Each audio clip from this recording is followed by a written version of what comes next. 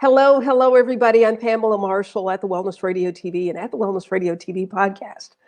Hey, I hope you're having a fantastic moment wherever you are, whatever you're doing out there in internet land, on YouTube, Facebook, wherever you may be, podcasts, wherever you may be watching and listening. We have an amazing show for you today. During this time, early voting started today in Gainesville, Florida, across the state. And so we're in this time of a presidential election, COVID-19, uncertainty in the economy, businesses that are having to close down, families that are doing without loved ones. It is just a time in this country and in this world unlike anything that we've ever seen before. And that's why I thought it was so important today. And I hope that as you're watching this, you will get out your notepad, because you will definitely have things that you'll want to jot down, that you'll want to go back and take a look at. And you certainly can go back and look at this. But I'm very, very pleased to have with me as my guest today, Kimberly Maska Pape. Kimberly, thank you very much for stopping your busy schedule to share with our audience today. Absolutely. Thank you for having me. It's always a pleasure. Yeah, Kimberly is the author of 2 books and a magazine, a Spiritual Biz magazine, as well as an online program, a spiritual boot camp. You came from Wall Street, which does not quite seem like a good mix for mindfulness and getting people in touch with reality, being on Wall Street. That is true. And we're going to talk about how powerful the mind is when it comes to our physical health, our mental health, as well as our financial health and wellness. So, but I do want to find out, just real quick before we get into that, how do you go from Wall Street to mindfulness? Well, it wasn't exactly a smooth transition, so I'll say that. So, yeah, it was really interesting that the Wall Street was not necessarily something I planned to do, but it was definitely something that just kind of happened. It was definitely, my life has been one of beautiful synchronicities. And so it was one of those things that just kind of fell in my lap. So I was like, wow, interesting, Wall Street. And it was fun. It was quite interesting, but it was sucking my soul dry. So I knew that that was not the place for me. So I'm like, I got to get out of here. And in that moment I left, I actually had created a firm with 8 other partners. 9 of us created a firm from sitting in a living room, coming up with an idea and creating that idea and taking it to a $165 million company before the market did its big dance in 2008. And so that was really interesting. But before that even happened, before the market tanked and everything, I just knew I had to get out of there. And so I planned my exit strategy and I left, which was really interesting because I had to birth this company from scratch with my partners. And it was a tough thing to do, but it was something I had to do. And then I bounced around. I love to say that I left and suddenly found my passion and created this, but it took me a while. And I flipped houses in between and created a music distribution company in between. I always creating something. And then one day my awakening was happening at a more rapid pace. And I was attending, Deepak Chopra seminars and Gene Houston seminars. And I was doing all these things. And I kept meeting these extraordinary people with these extraordinary gifts. And I kept going, why don't you have a business? And they're like, oh, I don't know how. And I was like, it's not that hard, because business is actually an intuitive gift for me. So it's something that just kind of flows for me. And so it was really interesting to see these people have these incredible talents that didn't know what to do with them. And I thought, why don't we, that seems to make total sense. I can take my love for being consciously awake and spiritual and all the mindfulness and bring it together with business. And that's how I ended up here. And I know that's my calling and my passion, and I'm doing what I'm supposed to be doing for sure. It has to be, because what an unlikely story that somebody from Wall Street, but you had to go on that journey to be able to do what you're doing today with your Spiritual Biz boot camp and the magazine and the books, to be able to have that foundation. Isn't it just amazing how the universe just works things out? It really does. It's who would have thought? But yeah, you're right. It's like the path that we go, and we can't see it at the time, but eventually when we're there, we step back. We're like, oh, that's how I got here. And that's that's what's so much fun when we look at it. And your goal in helping people to take their spirituality and turn it into something that represents those who are awake, actually appreciates what you're doing, and that is what you call an exchange of energy, which is Yes. so uncomfortable for people many times because we want to help and we don't want to have to charge for it. But you talk about that and changing that mindset. Yeah. Well, here's the thing. It's so interesting because we really do want to help, which is whatever. I mean, most people feel they want to help. They're like, how can I change the world? How can I help these people? We have a specific group sometimes, or even a big general group. We want to like help the world.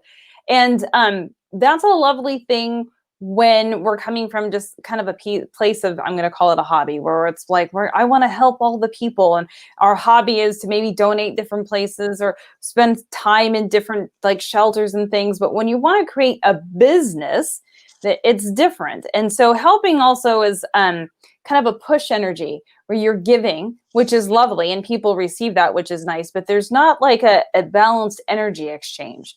And when you have a business, there needs to be a balanced energy exchange, which means you give something and then you also receive something. And so with a business, the difference too between a business and just helping everybody is that when we're creating a business, we have to get very specific, because a business needs to have a major impact on somebody. And for that impact to happen, there has to be transformation, especially in the coaching world. There needs to be a transformational experience that happens with your clients for them to be like, wow, that was incredible. And the greater the transformation, the greater the energy exchange you can do with your clients. And by energy exchange, I'm talking about money, which people also get very uncomfortable talking about. But money is just energy in and of itself. So you do this energy exchange with a client, and there's this transformation that happens with them. And they are more than pleased to do that energy exchange with you, because what you did for them was incredible. They're like, wow, that was amazing. And I recently had one of my mastery clients enrolled someone into their program, and their program, I think, is 6,000. And then the client was so happy with what they did, she gave them an extra $3,000.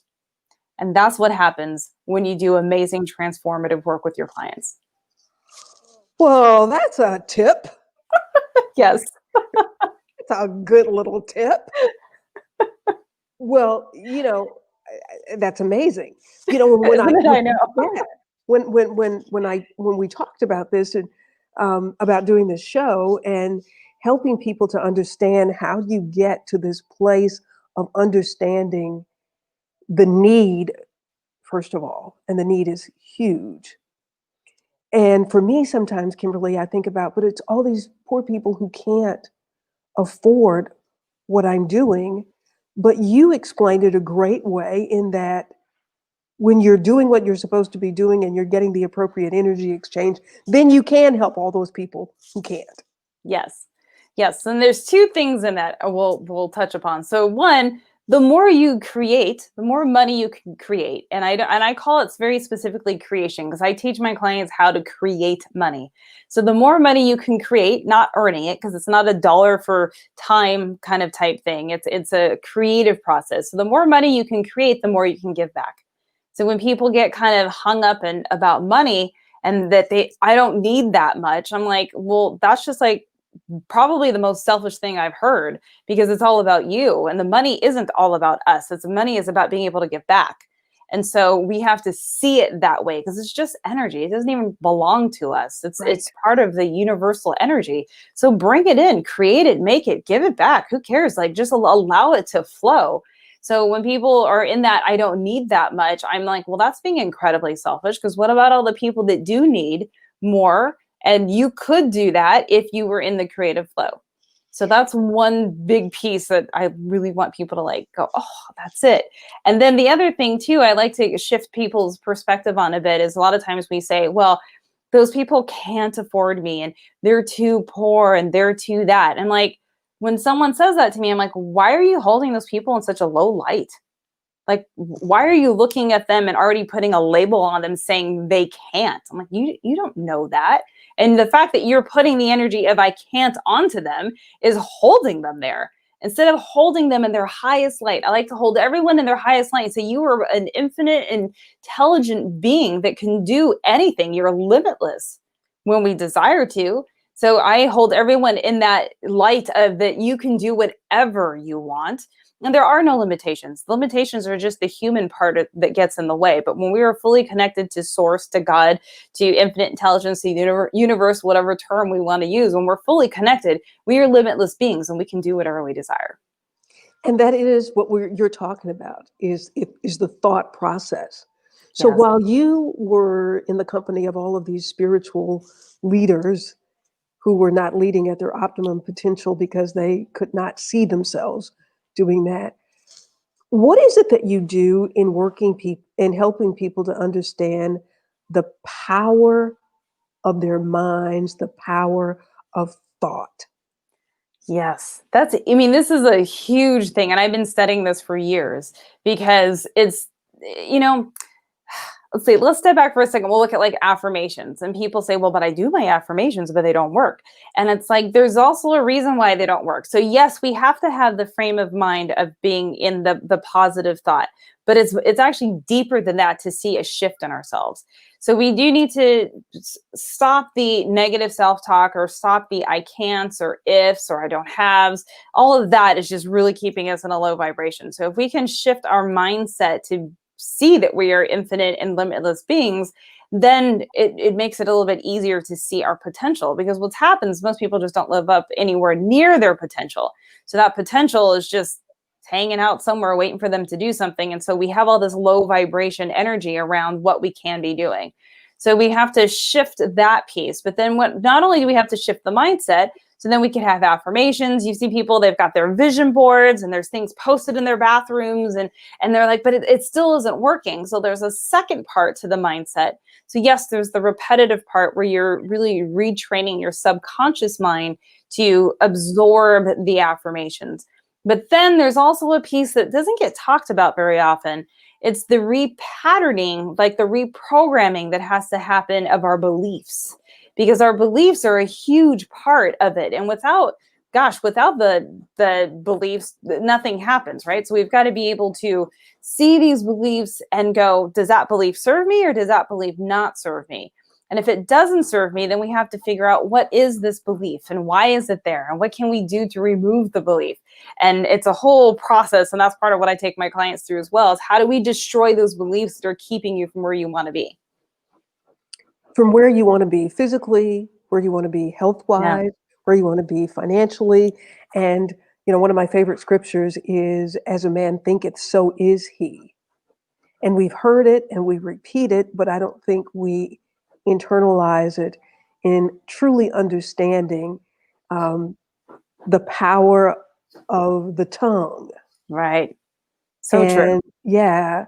And, the epiphany for me about the power of the tongue was, as we look at the scriptures, and the scripture that said, the Creator spoke, let there be.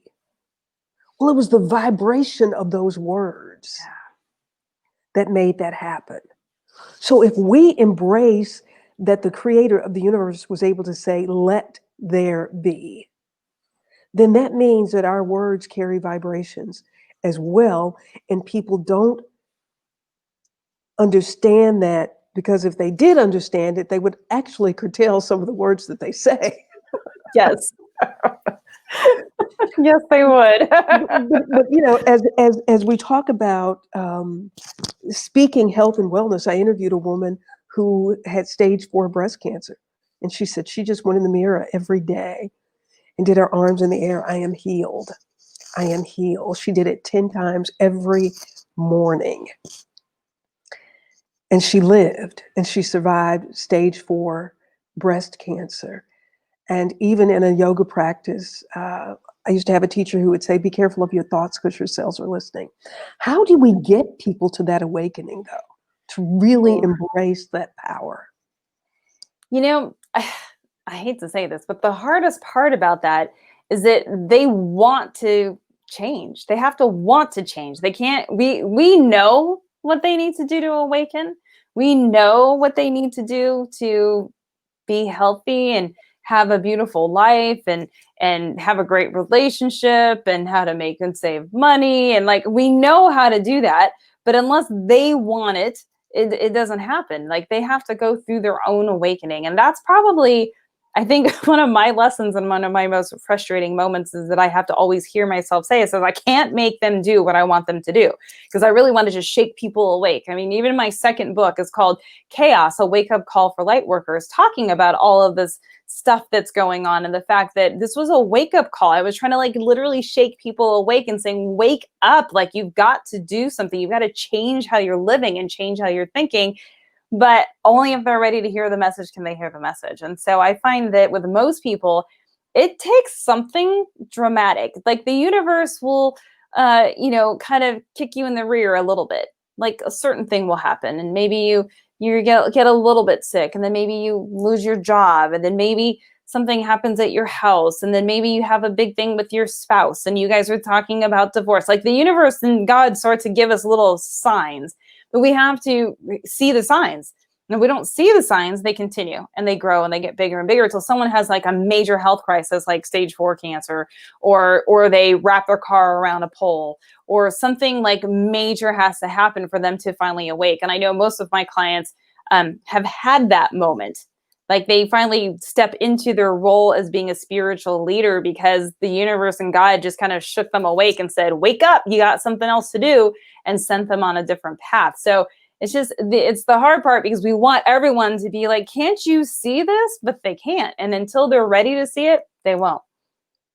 And when you talk about awakening, it's a phrase that we're now hearing, or started hearing quite a bit here of late.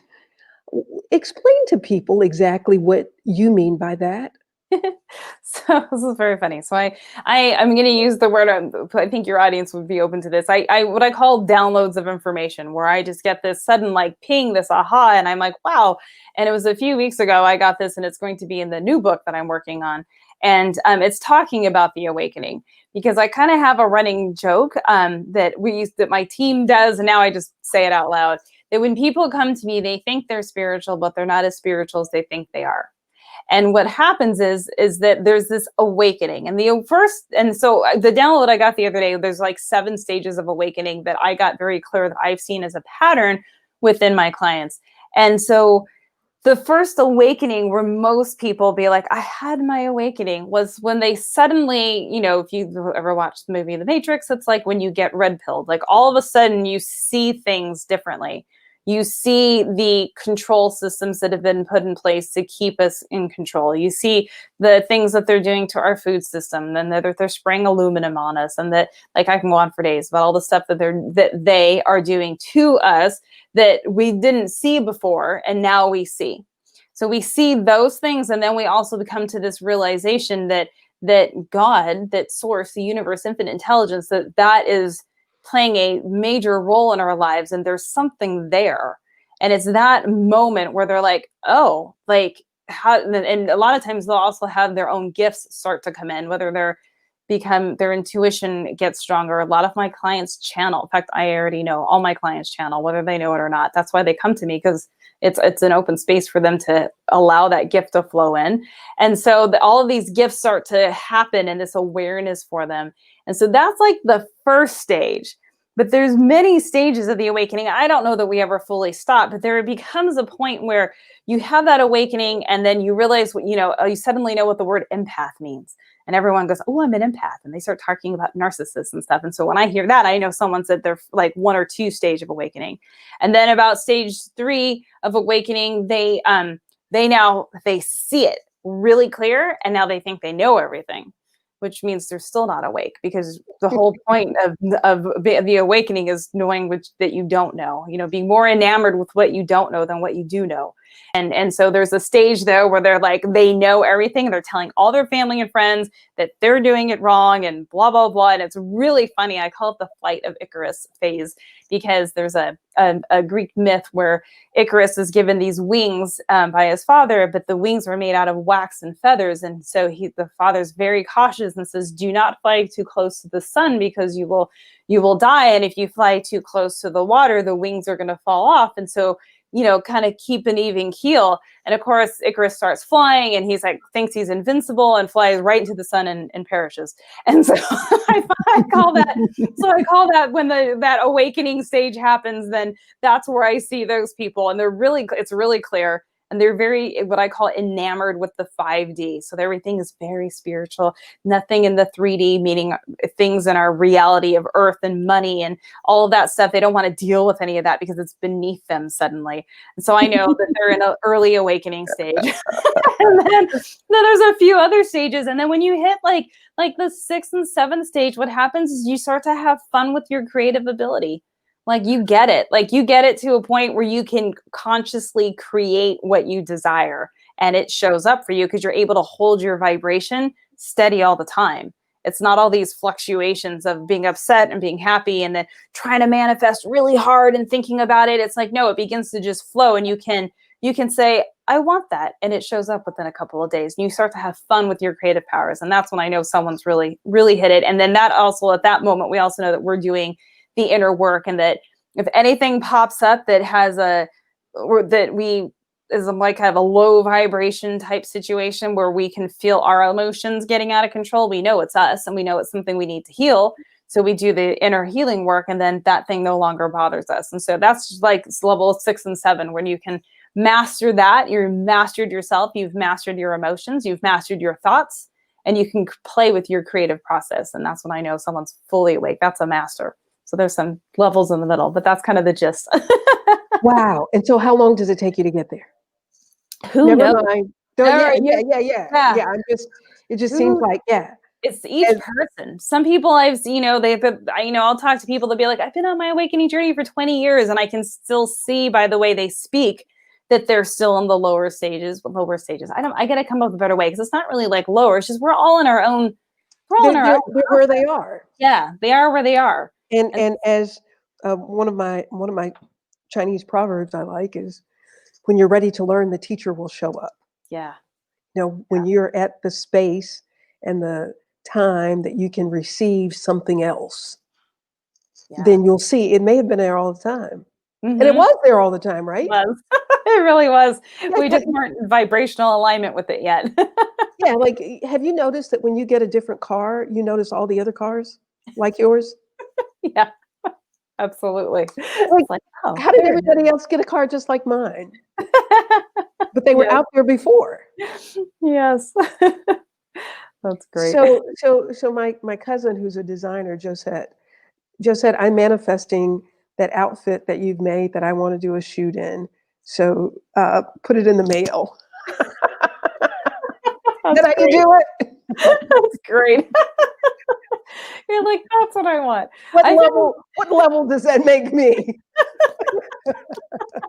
Hey, you found the easy way to do it. You're good. You're like, can you just send me that? Yeah, just send me that outfit. The white one with the feathers. That's the one. FedEx, UPS, Amazon, not Amazon, but yeah. So as you're talking, and for those of you who may be just joining us, my guest is Kimberly Maska Pape, and she is the "Your wish is my command" already done. See there, it works. I love it. It works.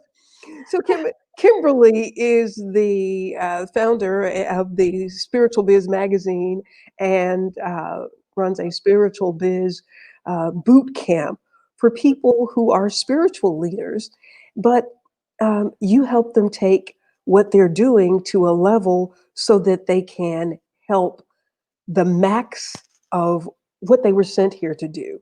Yeah. People impact things that are happening around them, their community, the nation, the world. That's an awesome responsibility that you accepted. the goal of training 5,000 spiritual leaders. What an incredible goal, Mother Teresa. Yes, it is a big goal. It's yeah, and I think it's totally doable. What's really interesting to me as I watch it unfold is that it's I have the vision, so I know they'll show up. But it's when they and they being the spiritual coaches who are getting ready to step into that role of spiritual leader, the thing that holds them back the most is fear, because you're right, it is a big responsibility. It's a big responsibility to say that you're going to be helping other people and being responsible for doing that. And that energy exchange, that money exchange makes us responsible. And that's what I think freaks out a lot of spiritual coaches and spiritual, I call them entrepreneurs because they're not quite there yet, but they're in that stage. I've never heard that. Entrepreneurs. Entrepreneur, because they're not an entrepreneur yet, because they're still thinking about it. So they want to be an entrepreneur. So I call them a entrepreneur. Okay. But Don't as hurt in my their feelings. Yeah, as they're in that stage, they're I think the thing that holds people back the most, and I think it's true across the board for anything, it's fear, a fear of what's going to happen. So I have this vision of 5,000, spiritual leaders that have gone through what I'm teaching so that they can go out in this major way. And the thing that always holds them back is the fear. And so now what I do is I actually address that in a lot more detail in my program, because that fear has to be conquered and reprogrammed in order for them to succeed. Because being a spiritual leader, and I'm using the word leader, some people get all freaked out about that, but I'm like, leader just means that you're in the public eye and you've got clients and people are looking to you for information. And so that being in that role of spiritual leader, it can be daunting for people. They're nervous about it. There is a sense of responsibility because you are helping people. And it's just, some people kind of freak out. And so I think there's so many more people out there that are like on the brink, but the fear is holding them back. And I always just say, fear is that's just like a made up thing. You're like thinking about something that hasn't even happened. And so if you're going to think about it enough, you can go ahead and create that. But why would you create that reality? Create something you really want and have some fun with it. Well, yeah, I had that epiphany the other morning, because I've often said you can't buy a round trip ticket to the past. Don't take the ticket to the movies of the past, nor those award-winning movies of the future. But if you are going to go to the future, visualize, make it bright. Yes. If Yep. your mind must go to the future, make it bright. Yeah, absolutely. Kimberly, when you said that it's uncomfortable for some people to think about themselves as leaders, yet during this time of voting, we're very quick to criticize leaders. And so, what do you think, or do you think this time of COVID and people not being able to go to the traditional places of worship, how do you think that's impacted this group of people that you have set out to inspire to step into their callings? It's interesting. It can go one of two ways. But what I'm seeing, the people that are attracted to me see all this nonsense that's happening. And that's what I call it. I know that bothers some people, but I believe this was all given to us on purpose. This was to show us that they can control us. It's not nearly as deadly as they think it is, or they keep telling us. And so when people are stuck watching the media, they're getting that fear put into them, and they're doing it on purpose. So for me, I do call it nonsense, and I will stand till the cows come home. But so that seeing that, so my clients have awakened enough so that they're not sheeple. They're not following the masses and just watching the news, and they're not sitting in fear. There may be some fear because there's uncertainty, but my clients are awake enough to be like, screw that. They are not going to hold us down. So I'm actually seeing an increase in clients that are stepping up. Actually, my business is doing beautifully because people are stepping up and saying, this is what I have to do. I now see how they've been trying to control us. I now see everyone that's in fear, and the people that are in fear that haven't fully awakened yet, those people need leaders.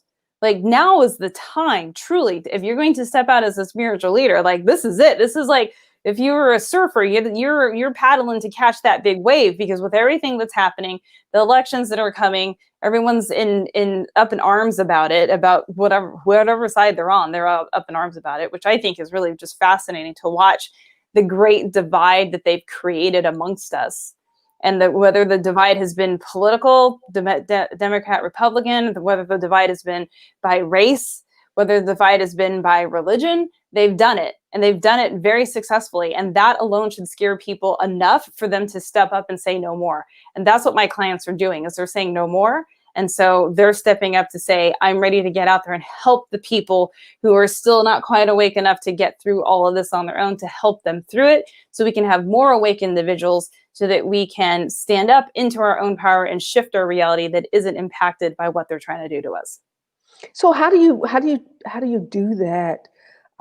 Because the reality is there are people who are gone, who are no longer with us as a result. And so how do you address that?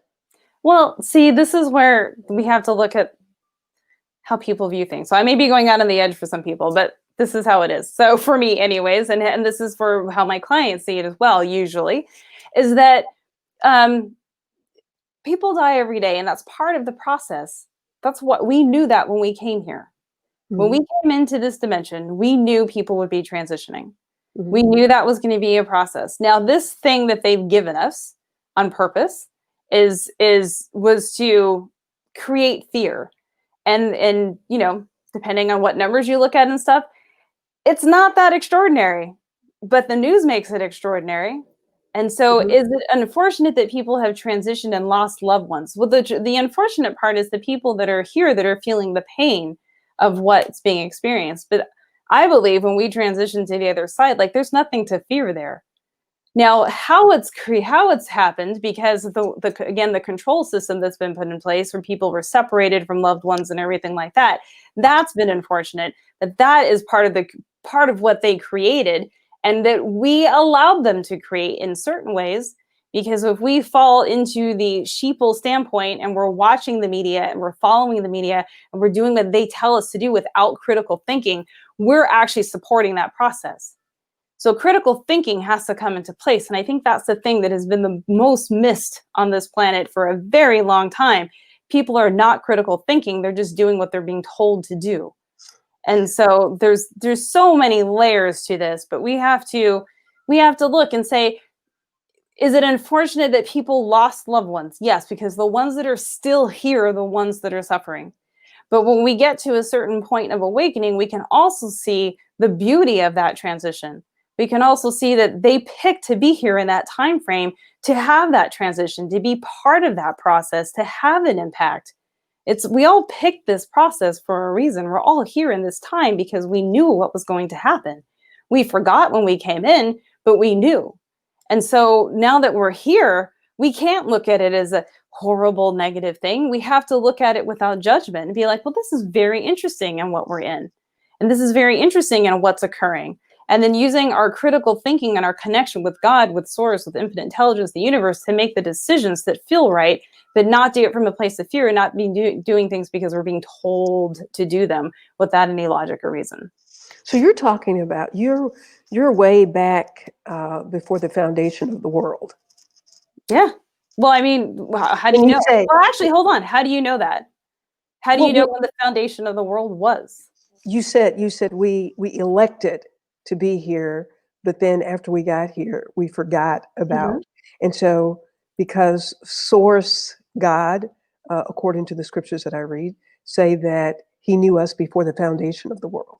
Okay. So if we all had an assignment before the foundation of the world, and this was our assignment to be here in this particular moment, then you're saying that it is incumbent upon us to seek a better understanding of what we are to do in this moment, as opposed to continuing to be led by other messages.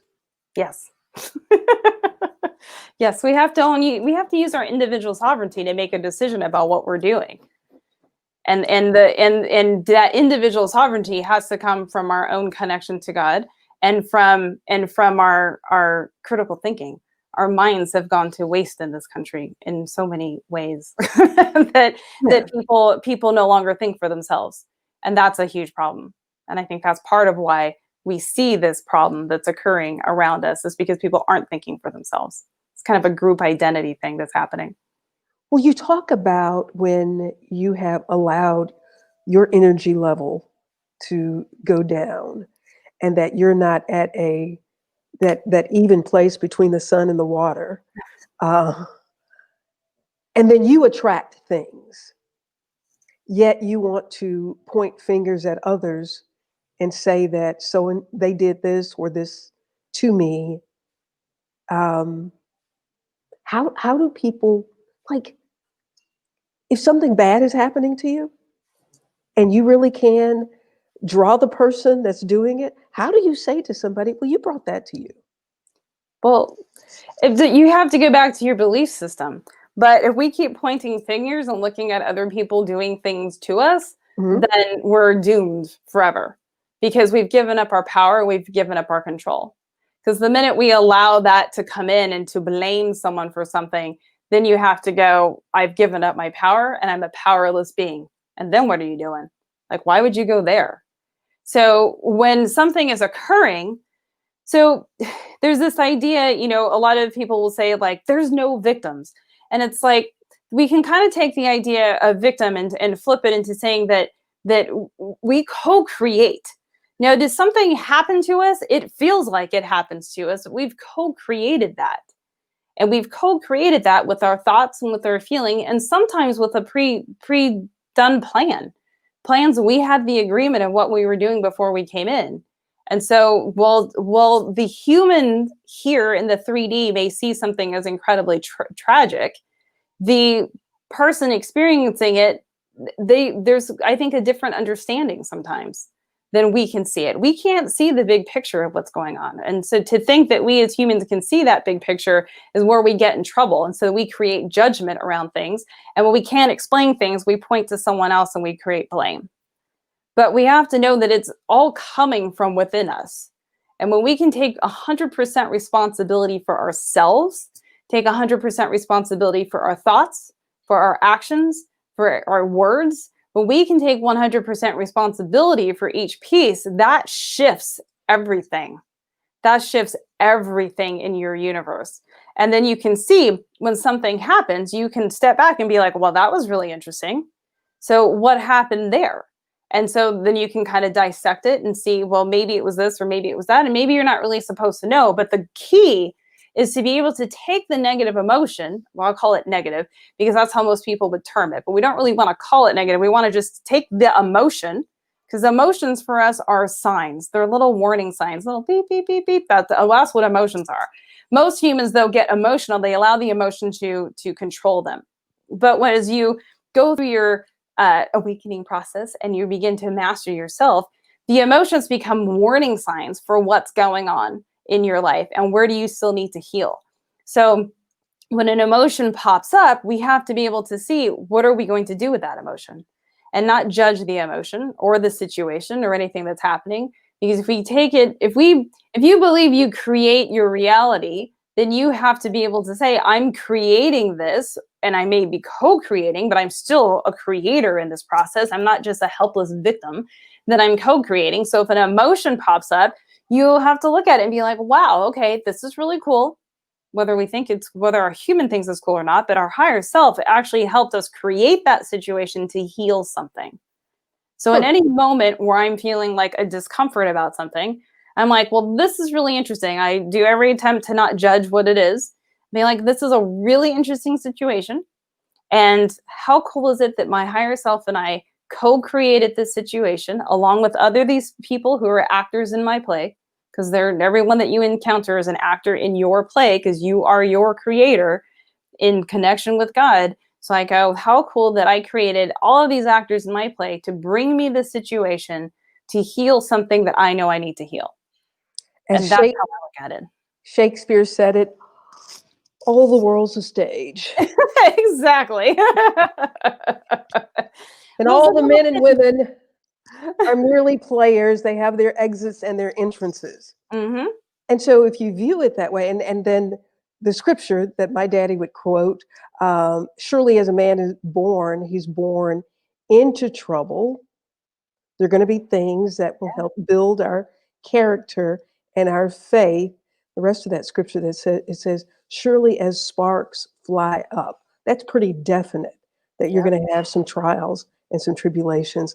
And the important tool that you're talking about in spiritual growth and awakening are those tools that help you step back and I think it's the Tao Te Ching that says attaching to nothing. Yeah. Yep. Yeah. It's that Which is moment of, difficult because we need to be mad at somebody. I know our human loves to get involved in this stuff and point fingers and be like, well, that happened to me. But the minute we say that happened to me, we just gave up our power. It's like, why would you do that?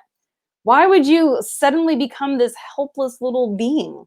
And it's kind of set up that way. I think it's set up that way so we forget, because we are incredibly powerful when we remember who we are. And in that moment of remembering, that's part of that awakening process. And that moment of remembering and being able to tap into our creative powers, it's unbelievable what we can do. And I can see it when I'm in that flow. It's unbelievable what I can create and how I can feel in every moment, regardless of what's going on in the world out there and what could be happening. And I just look at everything and be like, well, isn't that interesting that I brought that in? What am I learning from this today?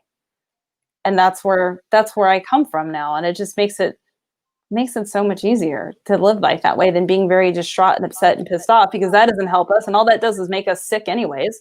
All that does is impact every piece of our body. So I'm like, oh, I'm not going to do that.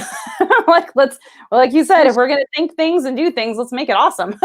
Yeah. And speaking of, to say that if I'm going to allow it to impact my body and make me sick, Yeah. speak to how powerful our thoughts are to every cell in our bodies. It's amazing, actually. And we don't, science doesn't talk about this. So no one talks about it really till you go into the spiritual world and start to really research all of this and understand it, because everything's a vibration. We're a vibration. So for those of anyone watching who doesn't know that, we're not actually solid. We're not, when you go really deep in and look, we're just all floating. This computer is floating. There's nothing, even the table in front of you is not actually solid. Our 3D human has created a perception to see it that way, but when you really look at something, it's not. And so when we realize that everything is a vibration and everything's just vibrating at different rates, so like the table in front of you is vibrating very slowly, it's very dense, it's heavy, and something that's vibrating higher is more airy. That's our feelings and our emotions. So our emotions and feelings are a vibration, and they impact every cell of the body. Think about it, it's like a little earthquake going off. You get upset and your whole body resonates. Everything flows through. And think about it, and you get upset about something, what happens? Your palms get sweaty, you get sweaty, your heart races, everything happens. You get flush. So your body reacts to every emotion. Nothing can be happening. You could just be having even a thought about something and you start to cry and get upset and your whole body reacts. So when you Something think about it, right, it's just from a thought. Nothing has to be happening physically around you to create that stress. So if you think about that, any emotion has its vibration, and that vibration runs through your body and impacts every single cell. wow. So You know, why do we want to do that? We don't. right. And to think about how important it is to put the positive things into our subconscious, because it's said that when your subconscious mind, when you're speaking things into your subconscious mind, the subconscious mind thinks that it's there. Yeah. Like watching Amityville Horror. That's probably my last scary movie. I try not to watch any of that stuff. Do you remember that movie? I never saw it, but I do remember it coming out. Oh my goodness. That's when I made the decision. Why am I going to scare myself on purpose? I Because know. then you're scared to go in a basement, or like Psycho, you're scared to take a shower. Yep. So those emotions that happen, your mind and your subconscious mind, it makes you think you're there. Yeah. And so when you think about these thoughts that you're talking about, impregnating the subconscious mind with the things that we want to happen, the positive things, the likeness of peace and harmony that are gifts to us, that we have the power to do that. Kimberly, we're going to, I don't want to run out of time before we talk about people who look at their credit score and go, my money is not getting funny, it's hilarious. Oh, that's funny. Well, we have to remember that money is just energy. So money, everybody, money is just energy. That's it. And it doesn't actually belong to anybody. It's just, it's energy. You can't hold the energy. We've created this thing in our human reality called money. That's a piece of paper, but it's not even, when was the last time you paid with dollars? Everyone's paying with this little credit card, this little piece of plastic, and the little plastic goes in and money just flies through the air. You never see it. And all of a sudden it's gone out of your account. So when we can first realize that it's just energy and like stop being emotional about it. People are very emotional about money. That's because it's 23% interest being paid on it. That's enough to make you emotional. Maybe 28. I don't know. It's very people get very emotional about money, and they're emotional about it because they don't understand it and because they don't have a good relationship with it. And we've been told all of these lies about money, that, money makes you bad. Money will make you, greedy, and the rich are greedy bastards, and money is the root of all evil. And like, we've been told these lies, and those lies have created a pattern in our belief system. And depending on how strong those beliefs are, that's a really strong pattern. Because let me just say this, my mother would always say that scripture that says it's easier for a rich man to go through the eye of a needle than to get into heaven. Or the story about the rich man that was in hell and he just wanted a drop of water on his tongue. It's dude. Well, the eye of the needle, that scripture is actually told incorrectly. Oh, so I know now, right? But that's how I heard it as a child. Right. So we're talking about our beliefs. Yeah. And then I think too, that as an African American in the United States of America, African Americans don't understand the DNA that has been passed down that we're not supposed to have. Yeah. When you hear all the stories of the Tulsas and Rosewood and all Black communities that were burned to the ground when Black people tried to achieve something, there's a DNA of fear that Black people don't even know that they're dealing with. Yeah, and and I'm Mexican, so I'm half, and so I grew up in that very Mexican culture, and it's the same thing. It's very much the same thing, and it's like my uncle would tell this story, and you can probably use any grouping of this, but my uncle would tell the story that there's a guy that walks into a fish store, and there's 3 buckets of crabs, and there's the Mexican crabs, the Chinese crabs, and the Jewish crabs. And the Mexican crabs, there's no lid, and the Chinese and Jewish crabs, there's a lid. And the guy asked the guy behind the counter, he said, how come there's lids on these 2 crabs, but there's not any lids on the Mexican crabs? He says, well, every time a Mexican crab tries to crawl out, one of the other ones pulls them back down. And I think so many cultures can use that same thing. And I could see it so clearly with my family. I know, but that's, you know what? Yeah, I don't like that story. I know. because they say it about Black people too. We buy into it. That's another one of those things that we buy into, Kimberly. I know. And it's, it's really interesting. So my best friend is African American. We're like sisters. We've been like great friends since we were 14, and she does very well.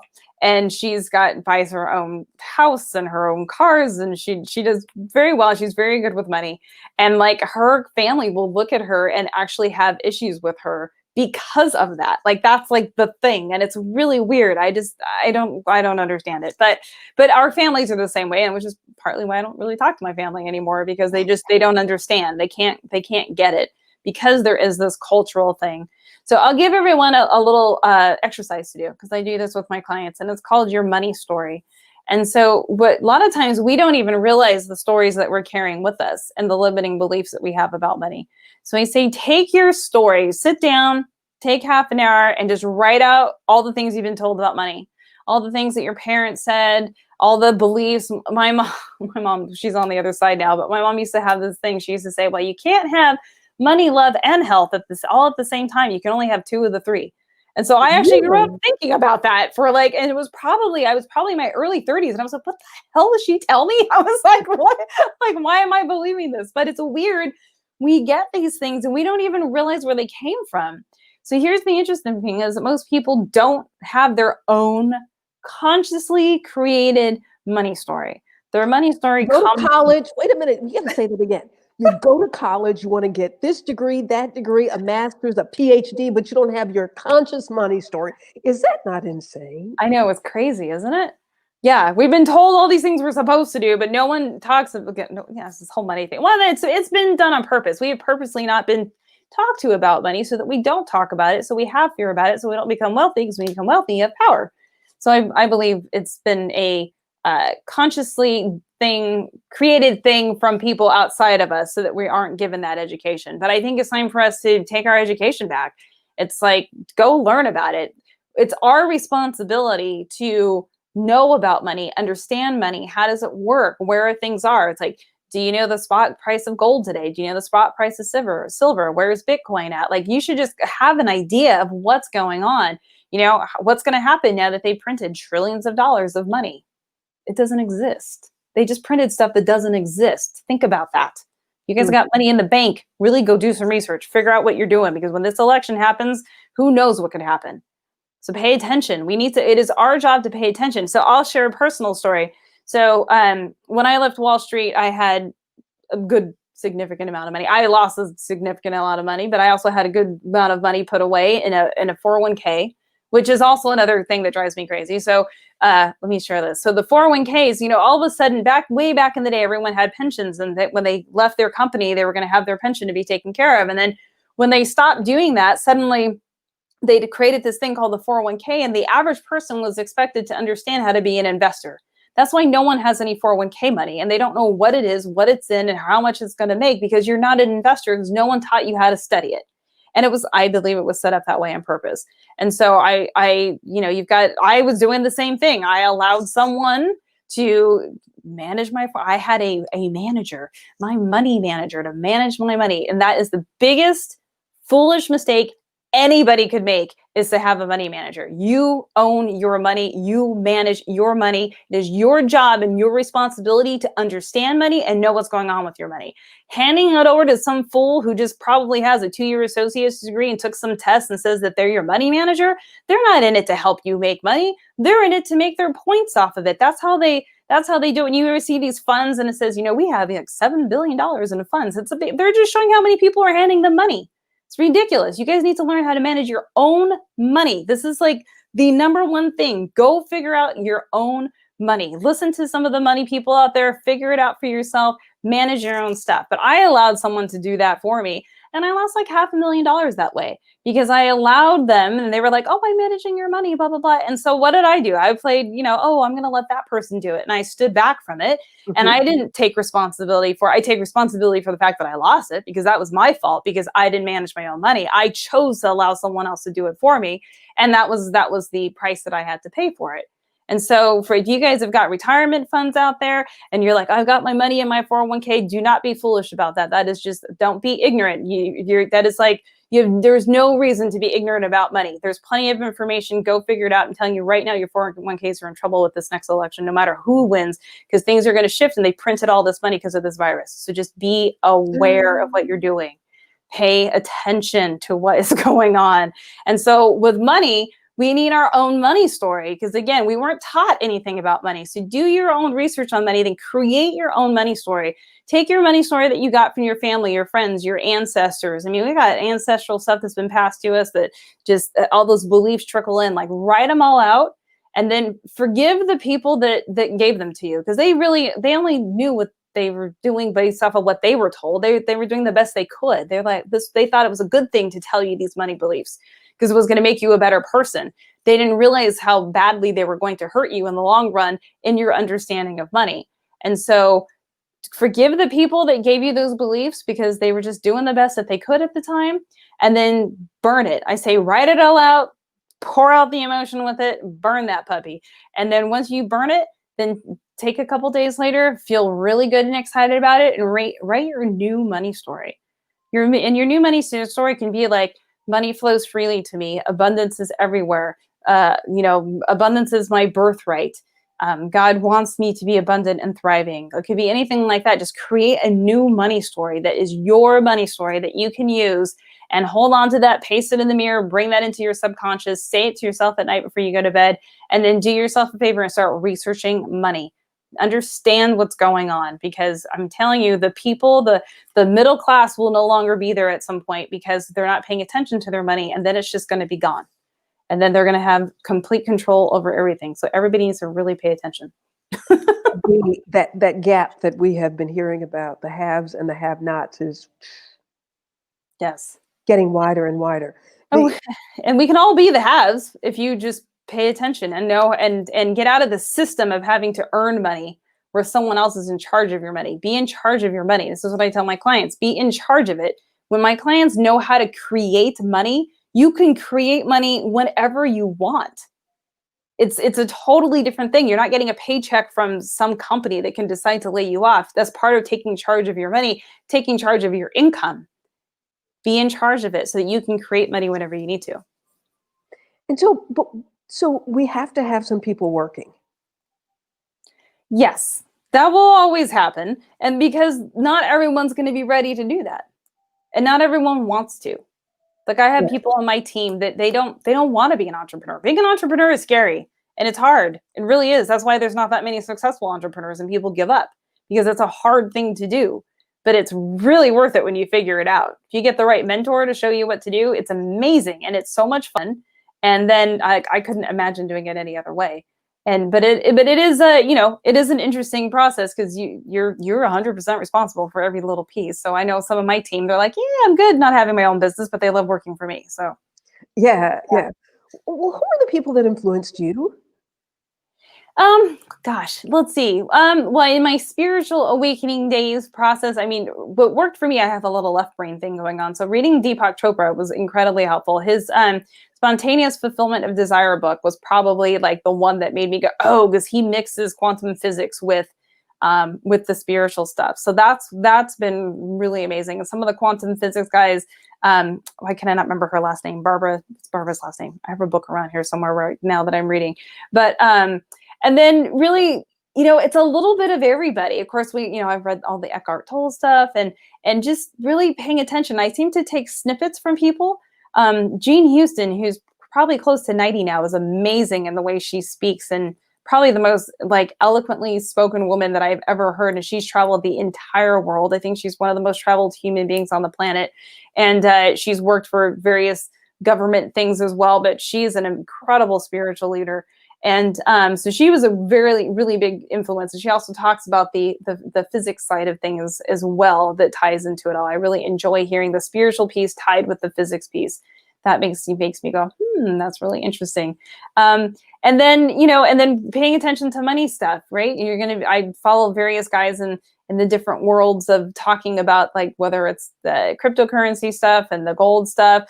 There's a guy out there called the Dollar Vigilante that I really like. He's really interesting to listen to with some of the stuff.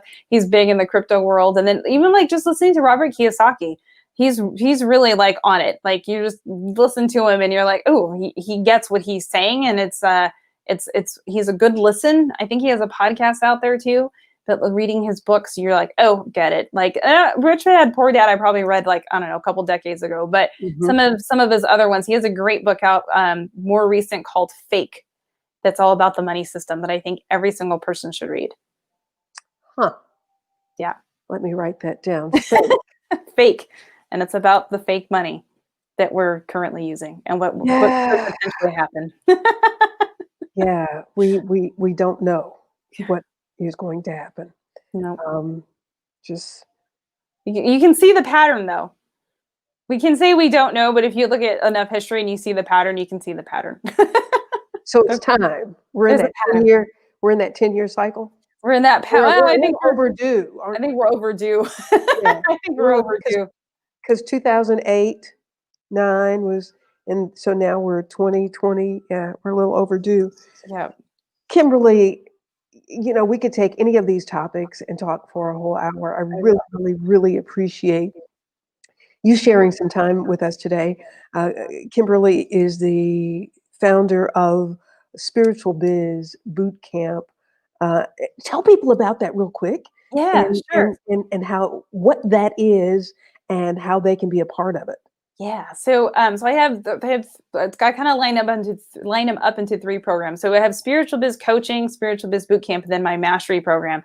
So the spiritual biz coaching is for the people who actually don't have clients yet, but they are like, I'm ready to step out as a spiritual leader. So we make sure that you are in those awakening phases. We kind of move you along in those awakening phases so you can really see your role on this planet. And we show you how to create your business there. And then once my clients go through that in that program, my goal is for people to make like 4 to 5-ish thousand a month.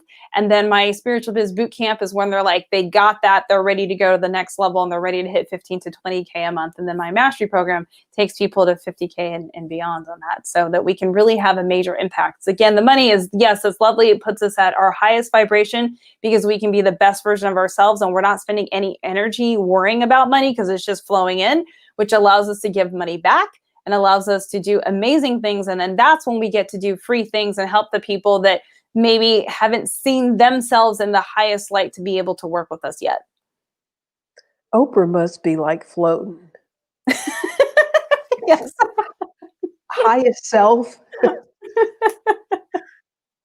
Yeah. And she does help a lot of people. Mm-hmm. And that's the thing. When you make money, then you can create all your nonprofits and build schools and create spiritual centers and all that. But you got to make the money first, so you're not asking people for money all the time. That's uncomfortable. I know.